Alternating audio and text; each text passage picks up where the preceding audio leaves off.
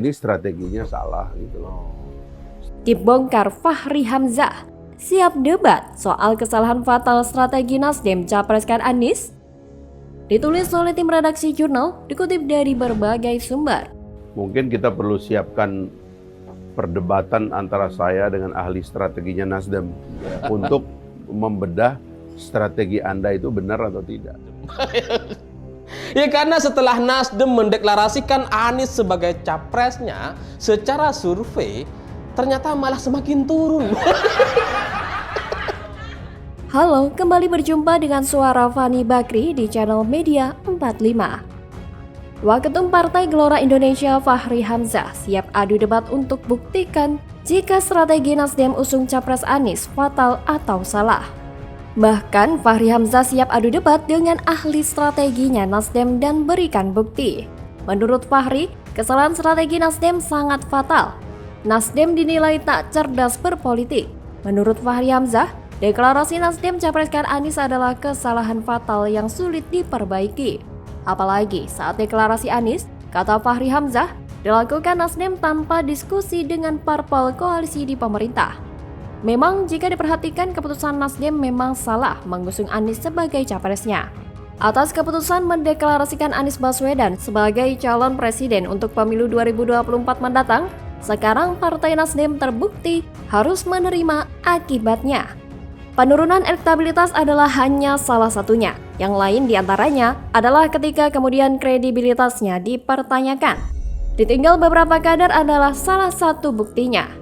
Padahal yang diketahui, meninggalkan partai itu adalah mereka yang sebelumnya bergabung karena melihat Nasdem sebagai partai yang punya kredibilitas lebih dalam memperjuangkan keindonesiaan yang sudah menjadi kesepakatan pendiri bangsa dulu. Mereka yang percaya Nasdem bahwa partai ini siap berdemokrasi dan bernasionalisme berkualitas seperti namanya. Tapi, sepertinya itu terlihat akan terhianati. Keputusan pencapresan Anies terlihat seperti tanpa pertimbangan yang jernih dan hanya dengan mengedepankan oportunitas. Kredibilitasnya juga dipertanyakan ketika kemudian partai politik yang digadang-gadang sebagai teman koalisinya berhasil menyandaranya demi kepentingannya masing-masing. Partai Demokrat juga besar kemungkinan akan meninggalkannya setelah AHY secara belak-belakan menginginkan posisi cawapres di hadapan Surya Paloh.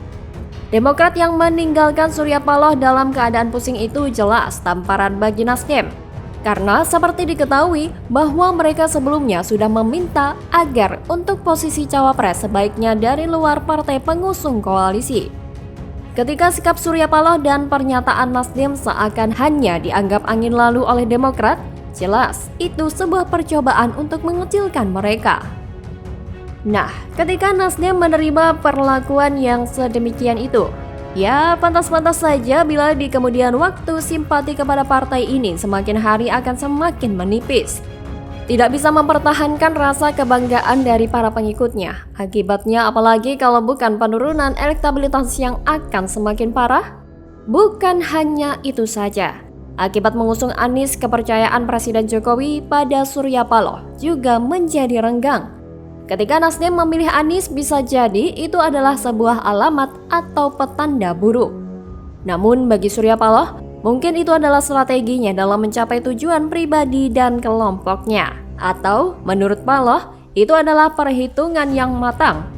Ya, Nasdem adalah partai yang tidak kuat ideologinya mungkin, sehingga timbul kesan bahwa partai ini dibentuk demi sebuah kepentingan bisnis raksasa, bukan demi rakyat. Jika demi rakyat, maka SP tidak mengambil calon yang berkinerja buruk seperti Anies. Maka karena itulah, SP atau Nasdem telah mengambil keputusan yang bukan kepentingan bangsa. Justru, ia rela merusak negara ini demi ambisi-ambisi kekuasaan yang mereka khawatirkan hilang. Ya, Nasdem sangat khawatir jika kursi dan segala kepentingan untuk kelompoknya itu hilang begitu saja. Nasdem khawatir tidak memenuhi target kekuasaannya. Jadi, inti dari semua ini adalah kepentingan berkuasa atau menguasai banyak jalur ekonomi dan kebijakan agar bisa terus berada di atas lingkungan elit. Mereka tentu saja berharap negara dalam kontrolnya, sehingga apapun yang diinginkan bisa diwujudkan. Dari sini kita bisa menilai bahwa keputusan Nasdem dan Surya Paloh memang sangat fatal, sangat berbahaya memang. Jadi waspadalah. Bagaimana kalau menurut Anda?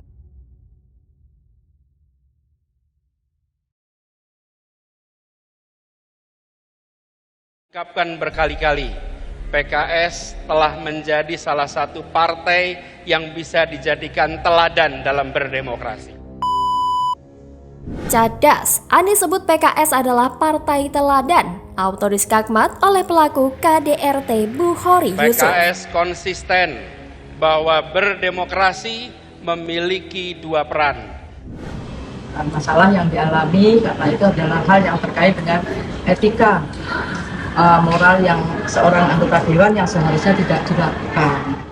Baru-baru ini, PKS menggelar perayaan ulang tahun yang ke-21 di Istora Senayan, Jakarta. Beberapa politisi yang bukan kader PKS pun diundang di acara itu. Seperti JK, kita tahu sendiri merupakan kader Golkar, dan AHY yang notabene menjabat sebagai ketum Partai Demokrat. Di samping itu, Anies juga menjadi tamu kehormatan di acara PKS tersebut. Terbukti, ia diberi panggung untuk berpidato. Saat pidato itulah ia menyampaikan pujian setinggi bintang di langit kepada PKS. PKS jenis salah satu partai yang bisa jadi teladan dalam menjalankan demokrasi, ujar Anies dengan nada seperti tanpa bersalah. Ngakak, teladan dari Hong Kong. Masih ada beritanya kok, pada 2012 silam PKS mengkhianati Partai Demokrat, yang mana kala itu PKS sudah diberi jatah 4 kursi menteri oleh SBY. Tapi ketika Presiden Republik Indonesia ke-6 tersebut terpaksa menaikkan harga BBM karena adanya gejolak ekonomi dunia, PKS malah menyerangnya habis-habisan. Tidak pelak, PKS kala itu dimaki-maki oleh Wasekjen Partai Demokrat, Ramadan Pohan. Koalisi itu hakikatnya bersama pemerintah dalam suka dan duka. PKS mengkhianati pemerintah dan spirit setgap, ujar Paman Anissa Pohan itu dengan nada gusar. Pertanyaannya, apakah partai yang mau enaknya saja ini layak menjadi teladan seperti yang disampaikan Anies? Tidak sama sekali, Ferguson.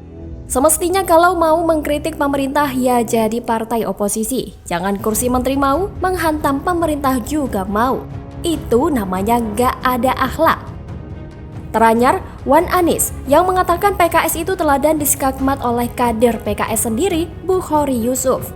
Jadi beberapa waktu yang lalu Ketua Badan Penelitian dan Pengembangan DPP PKS tersebut dilaporkan oleh istrinya sendiri ke Mahkamah Kehormatan Dewan atau MKD.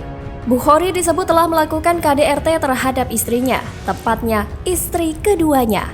Mirisnya tindakan kekerasan yang dilakukan oleh Bukhari tersebut tidak hanya kekerasan fisik saja, tapi juga kekerasan psikis. Ia disebut sering menghina istrinya serta membanding-bandingkan istrinya dengan perempuan lain.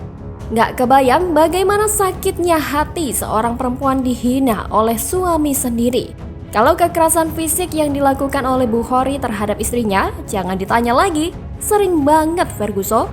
Mulai dari menampar, menggigit, mencekik leher, hingga membanting.